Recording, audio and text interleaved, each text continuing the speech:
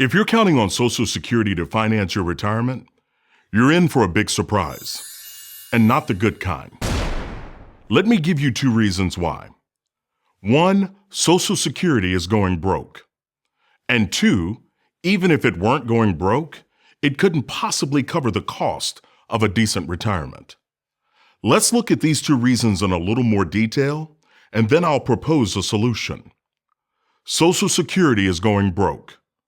When this government program was set up in 1935, the average life expectancy was 60, but you couldn't collect your first check until you reached 65.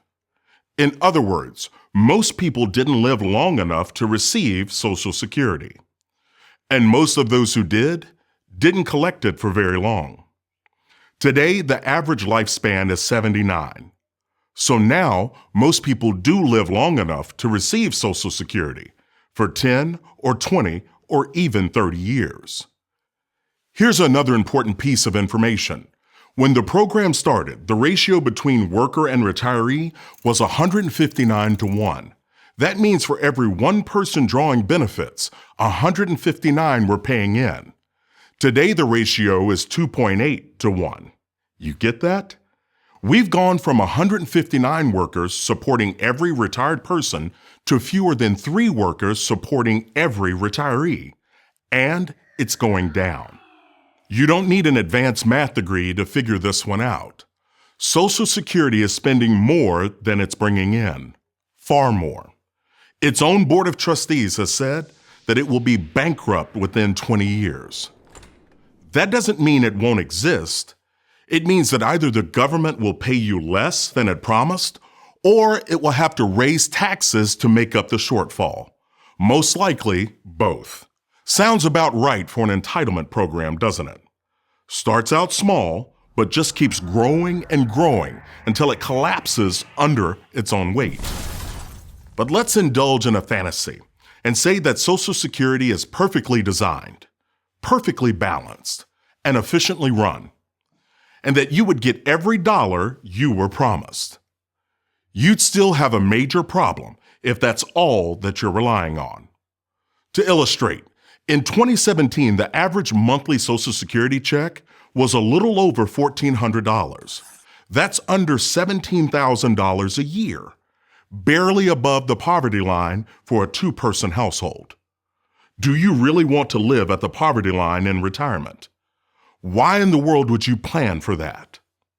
But sadly, many people are. According to a recent study, 53% of unretired baby boomers have no retirement savings.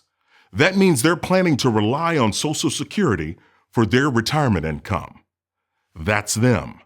Don't let it be you. Here's the right way to prepare for retirement. First, get on a budget. I don't care if you're 55 or 25. I don't care if you're making $400,000 a year or $40,000 a year.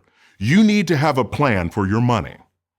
I love motivational speaker John Maxwell's line that a budget is simply telling your money where to go instead of wondering where it went. That means knowing, before the month starts, where every dollar you make is headed, whether it's the mortgage or rent, or groceries, or a car payment, or whatever. You need to give every dollar an assignment. Second, attack and avoid debt like the plague. Most Americans spend 25% of their income paying off debt. Imagine how much money you could save if you didn't have this albatross around your neck. Well, actually, you don't have to imagine. Again, it's simple math.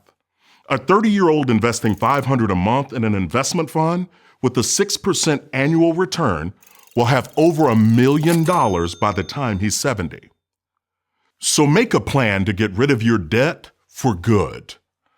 I like the snowball method. List your debt smallest to largest, putting every extra dollar you have toward the smallest while making minimum payments on the rest. Once the smallest is paid off, roll that payment into the next smallest, and do this until all of your debt is paid. Finally, put Social Security in perspective. Anything you get from it should be considered a fringe benefit, icing on the cake, not the cake itself. There's nothing wrong with getting Social Security checks. After all, you earned it by contributing to the system all those years. But there is nothing secure about Social Security. The last thing you want to do is rely on it. If you do, well, good luck. I'm Chris Hogan for Prager University. Thank you for watching this video. As a nonprofit, PragerU relies on donations from viewers like you. To help support PragerU, please consider making a donation.